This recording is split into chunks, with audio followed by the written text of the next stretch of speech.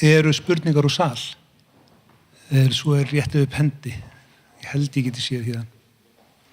Eru þögulsengur? Jú, Ási.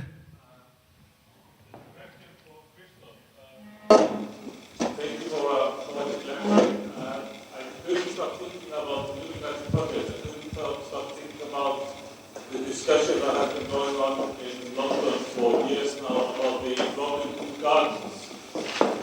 What are your thoughts on that project, and have you been involved in any of that kind of discussion? Can you hear me? Yeah, Robin Hood Gardens is a sad story of nearly being saved and not being saved. It hasn't been demolished yet, and therefore there's a bit of hope that maybe it won't be demolished before the planning application has expired after 5 years. Some projects are easier to protect than others, and I just think that Park Hill was in just a slightly better position. And my view is that yes, it should be protected. It should be altered, and it should be given a second life. And it's a real pity that there wasn't, despite a really good and concerted campaign, it was not. They didn't win the campaign. We shall see that as long as it's not demolished, there's still some hope.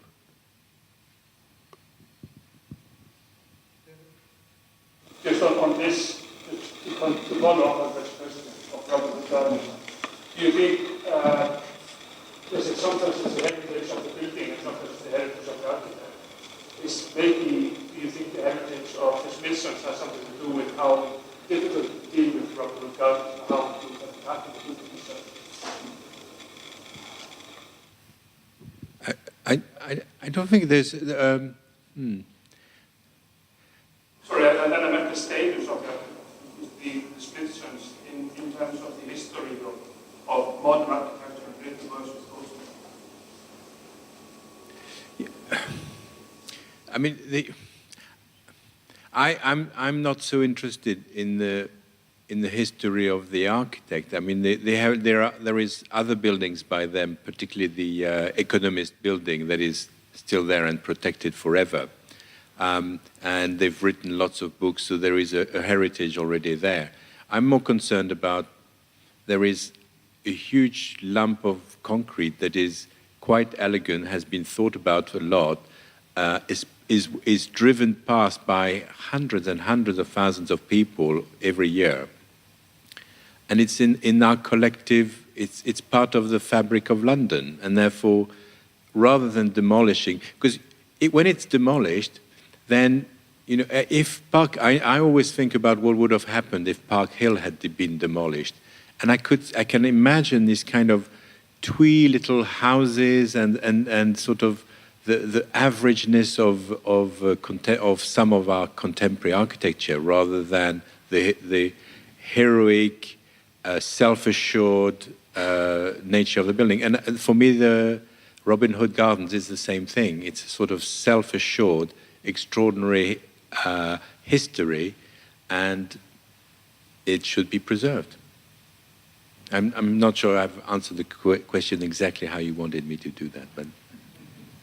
So it was maybe about the status of the architect in that regard, and we can apply that to modern building.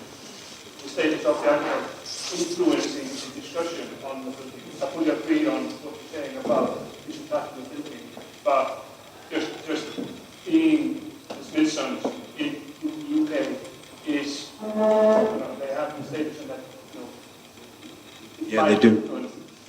In regards and how the discussion can happen.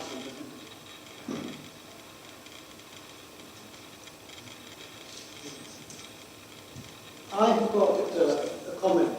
I'd like to start first by thanking T.ark for organising this today, and also the speakers that we put together. I think it's a fabulous range, and I think whether by design or by luck, there's a wonderful synergy between all the people of this program. So thank you for that. It doesn't happen too often here. But I'm sorry, Christoph, you're on the spot. I have to give you, there's lots of questions I'd like to ask, but I'm going to give you, because I know it's going to be a bit short-sighted. I'm going to mention Hildegard, because when I say Hildegard came up with a point which is very important. That was how our societies actually form our buildings. And in Parkhill especially, one of its early successes was that they took the people from the church houses and relocated them in the block next to one another. So actually lived very happily thereafter, well not very after until the trouble started. That was something that was repeated 15, 20 years later in Newcastle afterwards when we survived the war. Again, major success. What I would like to know, what you could tell us about it, is how did you, or maybe you didn't, organise the democratic build-up of the project after you I'll tell you the short story, which is that after the first, you're absolutely right. The first 20 years of Park Hill were fantastic. People were happy. There was children playing in the courtyards in the school, and then I think it was in the 80s. People were, if you were a single mother with 4 children and you didn't have a home, you go to Park Hill. If you just come out of prison, you go to Park Hill. If you have a drug addiction and they don't know where to put you, you went to Park Hill. And suddenly, rather than having a community that could help each other, it was a slightly destructive, self-destructive community that didn't help each other. Then the little church closed. Then the police station closed, and this is for me the biggest problem of social housing in France, in the HLM, or in England in social housing and elsewhere, I'm sure, is you can't force people to live where they don't want to live. You have to own the pleasure of wanting to live somewhere and looking after the lift, and when something is wrong with the building, telling the concierge that it's not working, and decorating your balcony with nice plants and all of that. And some people want to live in a 2-up, 2-down house, and some people want to live in a tower. And you should try as much as possible to not just see a home as, here's a home, take it. You should actually be able to give a choice. And once people have a choice, then they look after the building, and therefore you wouldn't have that situation of the sink estate, or the sort of the gradual decline of a building, which is what happened. And what I didn't say is that the new version of Park Hill was like practically empty. Out of 900 homes, 990 homes, I think by the time I got there, there was only 100 people using it, and they were left in the lower parts of the building, which gave us freedom to redevelop the taller part of the building. And the proposal is and that's what is happening, it's 1/3 affordable housing and 2/3 private housing. If it was 100%, well, first of all, there is a lot of affordable housing in Sheffield because housing is not expensive. And just that mix of 2/3, 1/3 seems to me a good balance of bringing enough financial structure to rebuild a modernist building, and yet having a mix of affordable and private, so that probably the private dwellers will make sure that the building doesn't decline because they have an investment in the building itself, and therefore the minute the lift or the stairs or something doesn't work, they will make their move. And therefore, I think what it does is that it makes the building much more resilient to a future decline. And what I also didn't say is that the evolution of the housing is now moving to a new art center, a new student housing, and so as well as affordable and private housing, we're going to get young people and students, and we're going to get an artistic community, and there might even be what we call senior living, sort of homes for retired people. And therefore, you're starting to get the mix of a real village, a village of old people and young people and children and so on. And therefore, I have better hopes for the sustainability of the Park Hill community.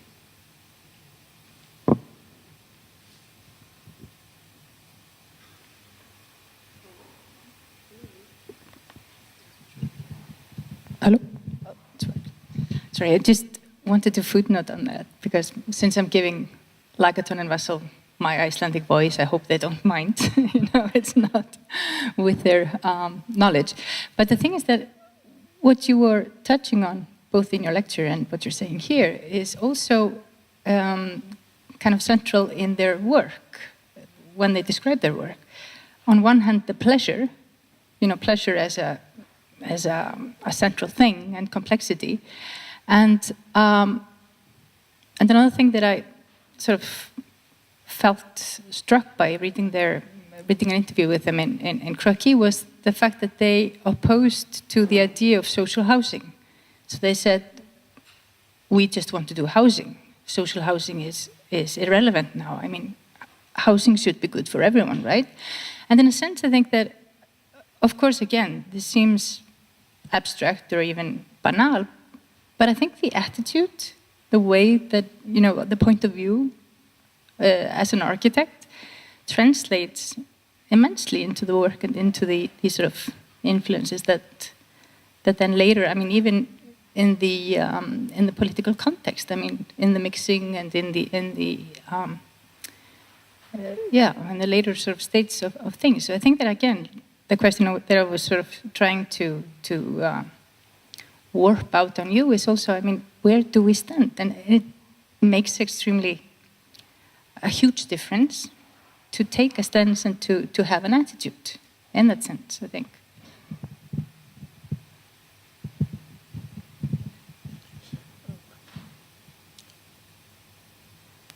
Well, can I just add quickly that I have my worry at the moment is that the house prices in London are going so high that people can't afford new housing. So either there's going to go two directions, or it's going to be a rental system that has to be controlled by the government, or it's going to have to be new housing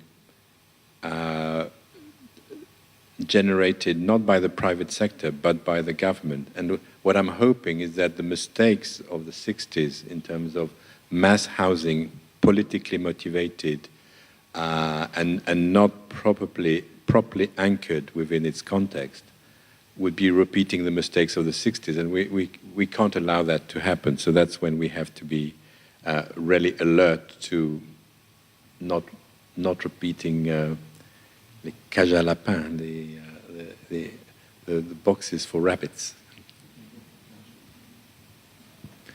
Do we have more questions? Or maybe we should just head up to the third floor.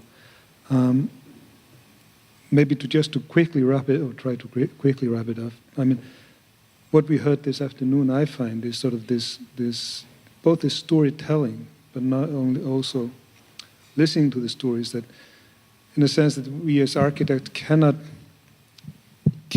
trust anybody else to go out there and find the story of the building. We, in both your lectures and even what I found out, we have to go out and seek out those layers of history and those nuances that come into a building and create a building. And then we need to be the storytellers to tell it out again. And I was discussing this with somebody here in one of the quick breaks, that then it becomes the question of branding, the idea of on one hand, you're simply telling what is there. You're talking about the layers and the history and everything.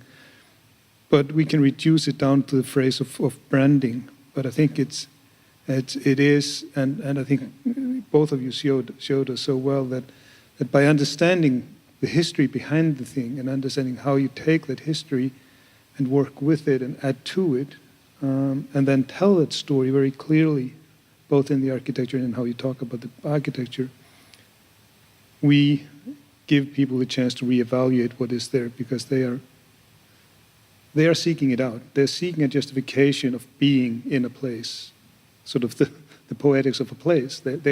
Everybody looks for that in neighborhood. And if we forget to do that about the modernism, we forget to talk about the modernism, the history and the values, people don't understand, living in that area don't understand these values and the quality of those spaces. So I think that's maybe just what we can leave with now and head upstairs and have something to drink. Sure. Because I think it's difficult to slip in a way.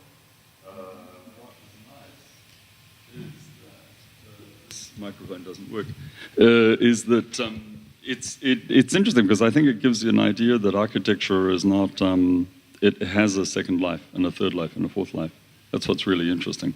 And that, if you don't get it right the first time, you, as in history, not you as an individual, but maybe in some cases we saw, an individual maybe not because of it's almost as though he or she was born in the wrong period to realize fully the dream. And that now we are in another moment in time when another individual can come along and fully realize that dream. I find that really, really interesting, which raises this issue of like how many lives does a building have, and that one can go, then that one can correct history is very, very interesting. I think it's a great message to any city or the people that live in that city that just the issue of demolishing something is it's like war. You're not going to get anything by bombing the hell out of it, not to make it a contemporary issue, but to say that, like architecture, don't destroy, build. I think some of the most interesting moves, we talked about that a little bit before, historically, some of the most beautiful examples in the world are where buildings have had 3, 4, 5 lives, and you walk through these pieces and you see those layers. And those are some of the most richest experiences, human-wise, one can have in this world, I think. So in a sense, to be involved in that, to give that to a city, to give it back to a city, and give a new life to a building which maybe wasn't liked or respected or never appreciated, I think is an amazing gesture. And I think it's a very, very good, it's a very contemporary gesture and a very important one. Can I just add another point that Haldor, you mentioned, that if you can present architecture with an interesting narrative, then you're communicating with the people who are going to use the building, and you're creating stories that people can then repeat to other people and communicate.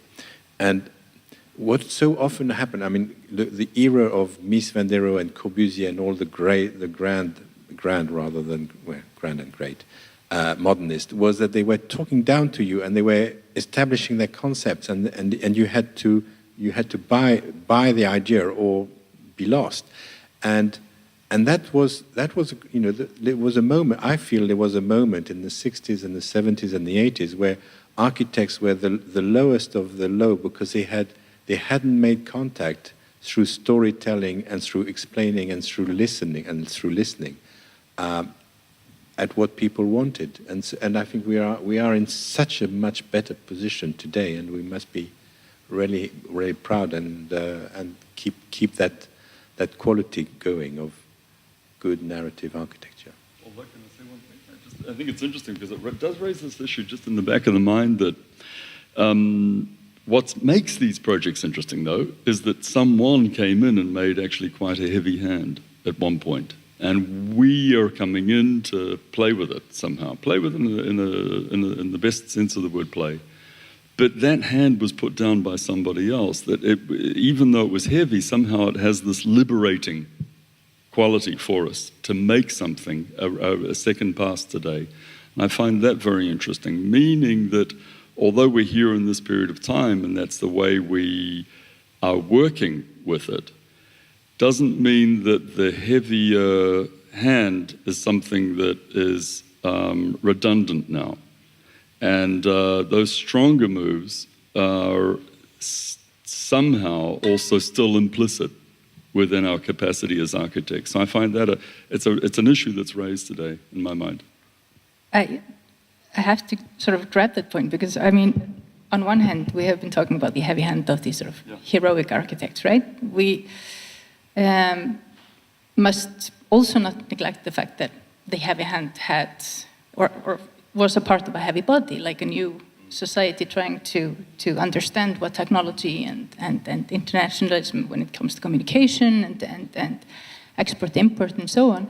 So I mean, of course they are heroic, they are architects, they are people with big names, but they also come from a big pundus. But the thing is that even though today we do not necessarily want to consider ourselves as transcended people, we still have this wonderful formation of architecture, which is four-dimensional, which is, if anything, the ability or the know-how of translating between different systems, between law, between budgets, between, And that is, of course, beautifully dynamic and fantastic. And thus gives us this power to translate and choose also from which systems we translate into what. But in that case, and I think the strong hand today is the market. And in that sense, I would like to both state and argue that it's immensely important for us to take on the responsibility of having this, standing on this point of view in regards to society, as professionals, as specialists, and be very careful how we talk about these translations. Branding, for example, is, of course, in some ways a part of the project, but in other sort of ways, a very dangerous field to go into, because that makes us instrumental for the market, but not for our visions, right? So, for me, there is a huge difference between branding a narrative, even though branding is part of that narrative, and taking on the responsibility of being architects, not transcended, but having these toolboxes and these experiences and the know-how of choosing where others are not in a position to choose. So I think we have to be careful of the heavy hand of today. It's there. It's all encompassing. Well, I think we should move on. I'm getting so thirsty myself that we understand you want to go upstairs. Yeah, exactly. So, but please continue it up there. Thank you guys for coming and spending your time with us and being so good about it. And you guys that were here in this morning. Steve said it. It was a mixture of luck and planning that I think made this sort of a harmonious day. I think we sort of had a nice reflection of many things. Thank you guys for coming. I hope this was a nice day, and I hope you tell everybody that didn't come how nice it was. And let's go upstairs. Thank you all.